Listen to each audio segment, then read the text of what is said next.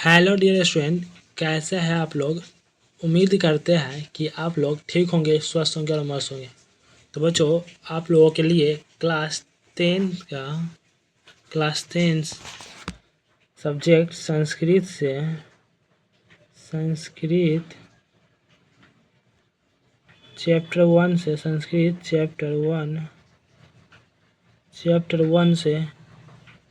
Chapter 1 से important question लेकर आ चुके हैं। इम्पोर्टेंट क्वेश्चन लेकर आ चुके हैं जो कि आप लोगों को बोर्ड एग्जाम में सीधे देखने को मिलेगा। तो बच्चों, अगर आप लोग इस वीडियो में नए हैं तो वीडियो को लाइक करें, शेयर करें और चैनल को सब्सक्राइब कर दें और बेल आइकन को प्रेस कर दें। क्या है कि कोई भी वीडियो इस पर अपलोड होगा तो आप लोगों को नोटिफिकेशन मिल जाएगा। तो बच्चों, चलिए आज क्लास स्टार्ट करते हैं।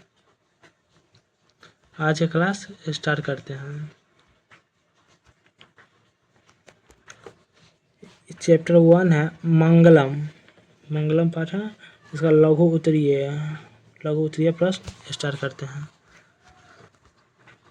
प्रश्न नंबर 1 है, मंगलम पाठ के आधार पर सत्य का स्वरूप बताएं। इस क्वेश्चन में कहा जा रहा है कि मंगलम पाठ के आधार पर सत्य का स्वरूप बताइए। चलिए इसके आंसर की तरफ चलते हैं। इसका आंसर है सत्य के महत्व का वर्णन करते हुए महर्षि वेदव्यास कहते हैं कि हमेशा सत्य की ही जीत होती है, मिथ्या कदापि नहीं जीतता। सत्य से ही देवलोक का रास्ता प्रशस्त है।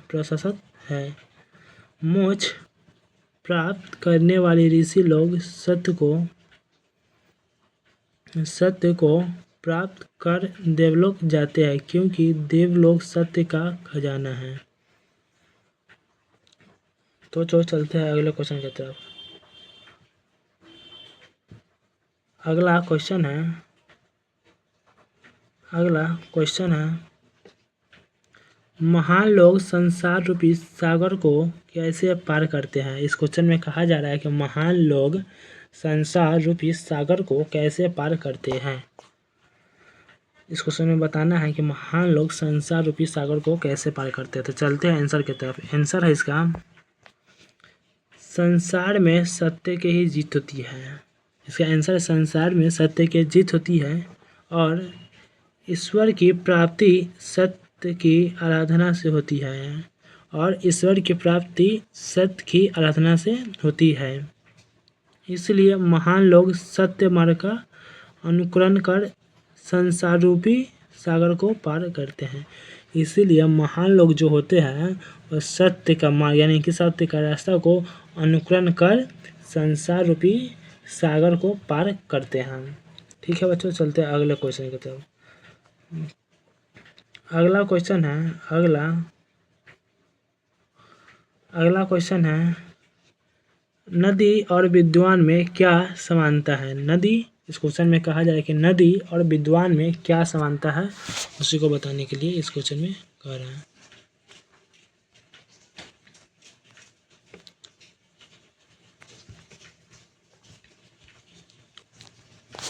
जिस प्रकार प्रवाहित नदियाँ समुद्र में मिलकर उसका आकार ग्रहण कर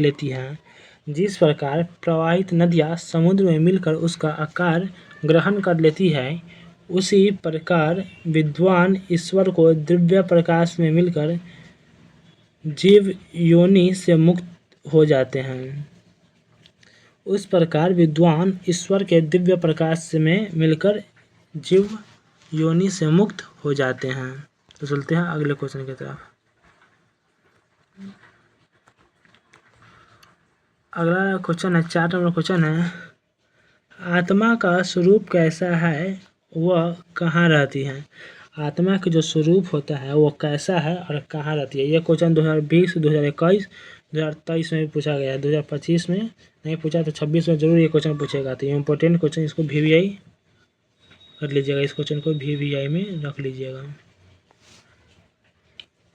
चलते इसके आंसर की तरफ।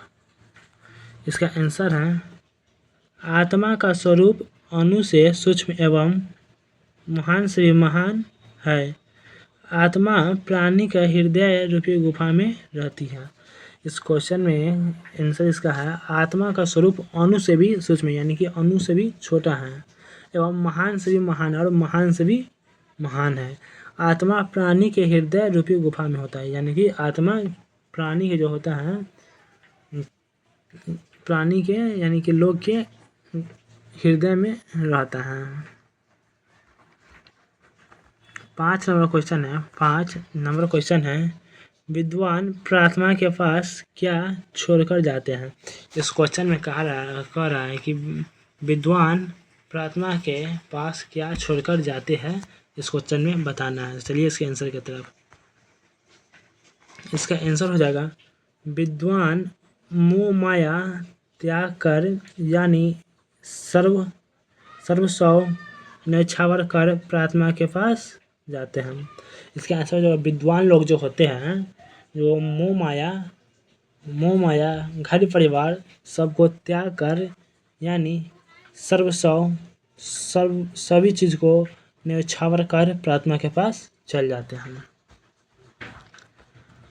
6 नंबर क्वेश्चन है विद्वान मृत्यु को कैसे पराजित करते हैं, जो क्वेश्चन 2022 में पूछा गया है।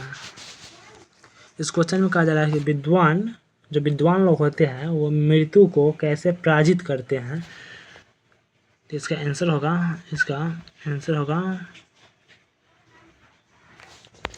होगा महान पुरुष अपने को अज्ञानी और दूसरे को ज्ञानी समझकर मृत्यु को पराजित कर देते हैं। जो महान पुरुष होते हैं वो अपने को अज्ञानी और दूसरे को ज्ञानी और दूसरे को ज्ञानी समझकर मृत्यु को पराजित कर देते हैं, क्योंकि वे जानते हैं कि इस संसार रूपी सागर को पार करने का कोई दूसरा मार्ग नहीं है। क्योंकि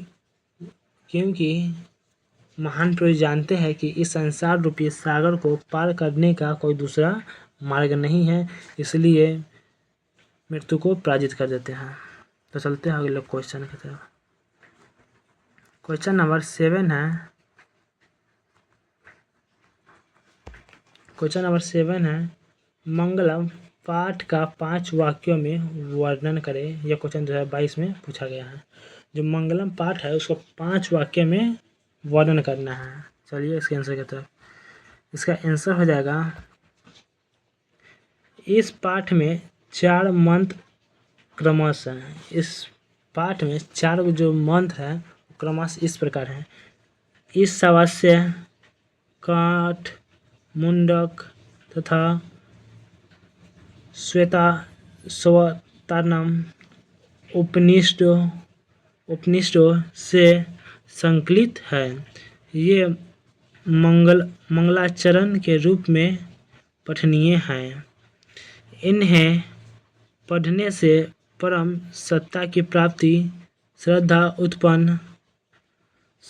उत्पन्न होती है, सत्य की अन्वेषण की प्रकृति होती है तथा आध्यात्मिक खोज की उत्सुकता होती है। उपनिषद ग्रंथ विभिन्न वेदों से संबंध है। तो बच्चों चलते हैं अगले क्वेश्चन की तरफ। अगला नंबर क्वेश्चन है 8 नंबर क्वेश्चन है नदियाँ समुद्र में कैसे मिलती हैं। इस क्वेश्चन में कहा जा रहा है कि नदियाँ समुद्र में कैसे मिल जाती हैं, इसी को इस क्वेश्चन में बताना है। तो इसका आंसर होगा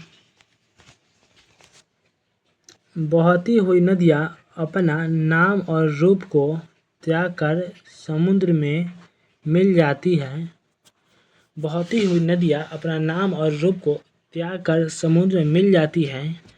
उसी प्रकार विद्वान अपने नाम और रूप को त्याग कर परम दिव्य पुरुष को प्राप्त कर जाते हैं।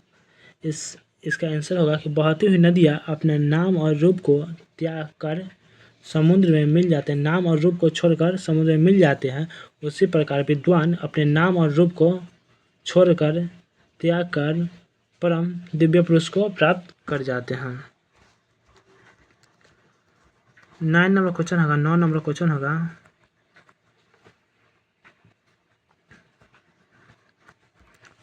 क्वेश्चन होगा, विद्वान ब्रह्मा को कैसे प्राप्त करते हैं? विद्वान जो आदमी होते हैं वो ब्रह्मा को कैसे प्राप्त करते हैं? यह क्वेश्चन 2022 में पूछा गया है। चलते इसके आंसर की तरफ। मुंडकोपनिषद में महर्षि वेदव्यास ने श्रेष्ठ पुरुष अर्थात ब्रह्मा को प्राप्त करने के उपाय बताए हैं। वे कहते हैं कि जिस प्रकार बहती हुई नदियाँ अपने वास्तविक नाम को त्याग कर सागर में समाहित हो जाते हैं, सागर में समाहित हो जाती है, उसी